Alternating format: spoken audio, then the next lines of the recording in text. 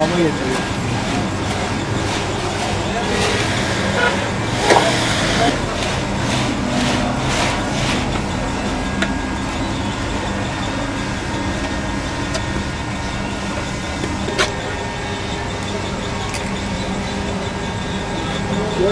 Eyfel Kulesi geliyor bence. Anlıyorum.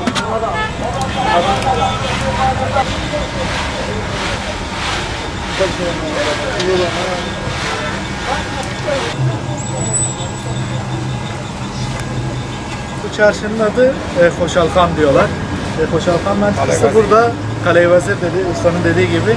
Burada halk akşamları, gündüzleyin daha çok akşamları yoğun oluyor burası. Ailecek geliyorlar. Dondurmanın yan taraflarını gösterirseniz buzlu.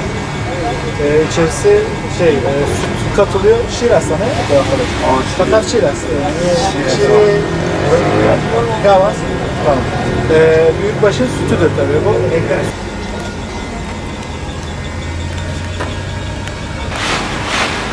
Bu şekilde yavaş yavaş donuyor. Dondurma haline kıvamına geliyor. Üzerine konulan kaymak. Usta da onu yuvarlak şekle getirip servis ediyor tabaklara. O da ceviz katıyor aralarına. Sıcak havaların gelmesiyle birlikte Afgan halkı burada bir ailecek programlarda akşamları daha ağırlıklı olmak üzere dondurma keyfidir. Tatlı çeşitleri daha çok dondurma tercih ediliyor burada. Yani arka tarafta, sol tarafta görüyorsanız eğer o biraz standart bir dondurma seviyelerindedir ama tabii sağ tarafta daha önce görüntülerini aldık. Orada şiryah adını verdiğimiz yöresel bir dondurmamız var. Bundan inek sütüyle yapılıyor. Tabii daha değerli olması için de bir de keçi sütü de katılıyor. Maddi yönlerden dolayı inek sütü daha uyguna geldiği için milletin de iktisat durumu, alım gücü de o kadar olmadığı için buna yöneliyorlar. Ağız, damak tadını bilenler keçi sütünü daha çok tercih ediyorlar. Süt getiriliyor, inek sütü veya keçi sütü. Bunu kazan tarzı etrafında buzlarla çevrili. Onun içerisine sütü ekliyorlar.